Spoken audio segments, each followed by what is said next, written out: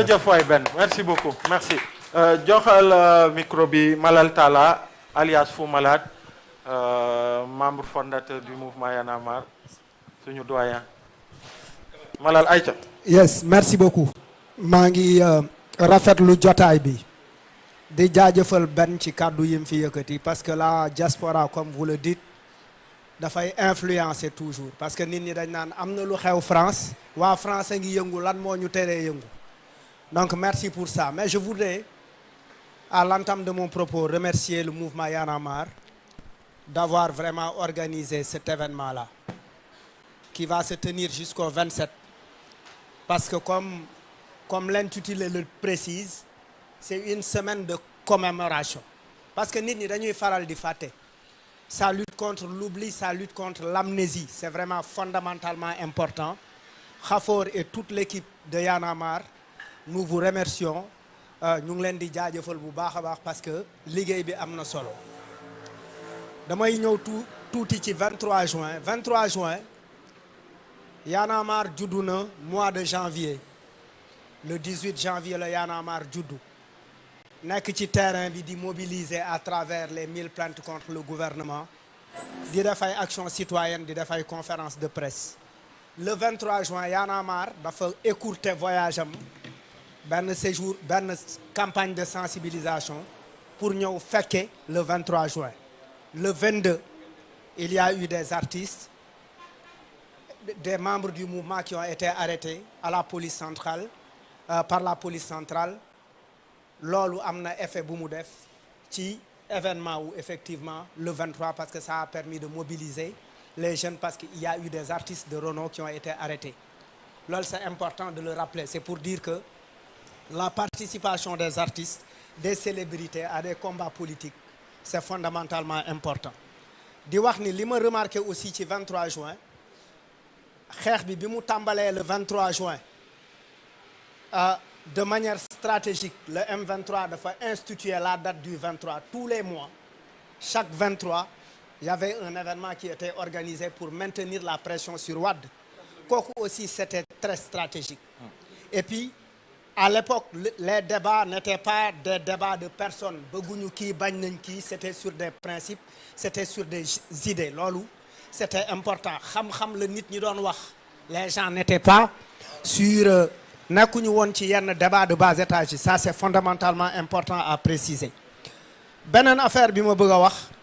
c'est par rapport aux institutions invisibles loolu nag d'accorduma ak professeur chercheur parce que gëmuma ni autorité c'est une institution invisible parce que l'autorité elle est physique mu ngi ministère wala mu ngi assemblée wala président la gëmuma ni aussi institution invisible légitimité institution invisible la parce que ñi ñuy fal pour ñu am légitimité ils sont à l'assemblée li ma gëm pour corriger un peu si je peux me permettre je suis d'accord avec la confiance comme notion invisible d'institution invisible je suis d'accord avec la dignité comme notion d'institution invisible je suis d'accord aussi avec le respect comme notion d'institution invisible pour man yooyu yu ñu war a xoolaat la ça peut relancer on peut relancer le débat peut-être bu la neexee mais dafa mel ni waxtaan bi tey li ñuy wax ci institution réconciliation avec nos institutions dafa mel ni on traite simplement la question sous un angle politique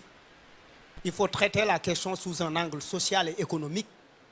quand nos populations ne sont pas épanouies oui elles ne sont pas réconciliées avec l'institution quand à Rebeuss des milliers de jeunes croupissent en prison, quand il y a une surpopulation carcérale, quand le politique purge moins de peine que le jeune de Baïlaï, il n'y a pas de réconciliation avec l'institution. Quand la police brime des militants, il n'y a pas de réconciliation avec l'institution. Quand nos rues sont sales, comme vous venez de l'évoquer, on n'a pas une réconciliation avec le bien public. On n'a pas une réconciliation avec le cadre de vie. Pour moi, ce qu'il faudrait dans ce cadre de programme, c'est amener le débat dans le concret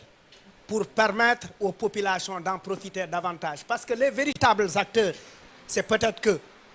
la société civile peut lancer l'alerte parce qu'à un niveau d'information bu mu toll. Peut-être le journaliste peut lancer l'alerte parce qu'à un niveau d'information bu mu toll. Mais ce qui concrétise la lutte, ce qui nous amène à des résultats concrets, c'est véritablement ces citoyens qui se mobilisent et qui ne se reconnaissent d'aucune idéologie politique. Loolu c'est fondamentalement important et il faut qu'on le dise. Alioune am na lu am solo loo fi wax. Je suis très content de voir Maître El Hadji Diouf parce que il a été perçu pendant longtemps comme un détracteur de Y'en a marre. Et si ce cadre-là permet à ce que Maître El Hadji Diouf soit là, c'est parce que aussi Y'en a marre est grand. C'est parce que Y'en a marre nekkul aussi sur les débats de bas étage. Je voudrais terminer mon propos par remercier PM. Li tax ma koy def parce que Y'en a marre daf ma mës a responsabiliser parce que bi ñu paree xeex Abdoulaye Wade ba mu jóge fi il y avait encore des jeunes qui étaient en prison pour une durée de plus de 2 ans moom mu ngi woon ministère de la justice c'était 53 jeunes encore arrêtés dans le cadre des événements tey la waalo gën a ay mooy bi ñu commencé toj Sénélec yeeg affaire yu demee noonu quoi il y avait des gens qui étaient en détention préventive donc détention préventive yi yàgg d'ailleurs sax dajanaa fa ak benn boy ci biir prison bi quand j'étais aussi arrêté ba mu tudde ma fa doom mu ngi tudd Assane Diop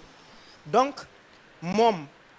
je la fatiguais tout le temps au téléphone pour lui dire il y a une liste de jeunes yi nga xamante ne ñu ngi leen arrêté dans le cadre des manifestations def nañ fa 2 ans 3 ans ils ne sont pas encore jugés on a travaillé ensemble sur le dossier avec le mouvement Y'en a marre et tous ces jeunes ont été libérés c'est pour dire qu'elle n'a pas été élue ou nommée et après mu fàtte donc merci beaucoup jërë ngeen jëf jërëjëf Malal Talla je pense que mën nañ jël encore 2 autres interventions contributions wala li ni mel avant ñuy terminer oui jox ko kàddu gi kilifa gi da ngay présenté wu rek après nga kii 3 minutes s'il vous plaît. Voilà, merci beaucoup Dame Ndiaye journaliste à Sen TV. ma remercier vraiment waxtaan bu am solo bi nga xam ne bi amul xiiroo ngaayoo amul xëccoo. am na ci solo trop ci jamono bi ak fi ñu toll. dañuy bëgg a déglu lool xam-xam. te xam-xam boo xam ne bi bu dal la ku wax déglu sa morom keneen wax. alors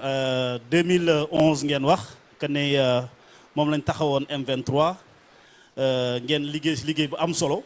am lu ngeen doon xeexaat mu répété waat presque en 2024 loolu benn remarque la li ngeen doon xeex 2011 je pense que également presque am na semblance un peu ak 2024 alors li ngeen doon bëgg mooy ñu gën a fonk li nga xam ne mooy suñu institution gën leen a dëgëral alors maintenant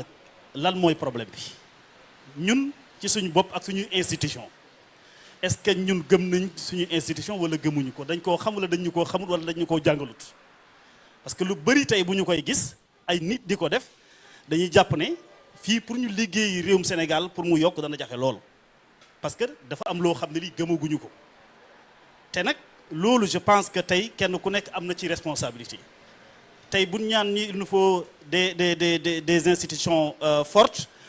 mais am nañu ay hommes forts mais ce sont ces hommes forts là qui manipulent les institutions donc kon lépp au début à la fin c'est l'homme nit ki mooy au début et à la fin ci lépp loo xam ne lii dañu koy def maintenant nag tey bu ñu demaatee ba tollu fii nii il faut que ñu def tout pour également essayer de reconstruire la confiance démocratique c'est parce que nous n'avons pas encore la confiance ay nit nag bu ñuy ànd te amante wuñu kóolute mais dañuy jéem a naxante rek te bu boobaa le bas peuple bi nga xam ne bii man ma nekk sa monde rural ba xëy na man maa ci gën a sonn parce que xëy na yéen li ngeen ci man l'éleveur mënu ko ci li ngeen ci man l'agriculteur mënu ko ci li ngeen ci man peut-être le pêcheur mënu ko ci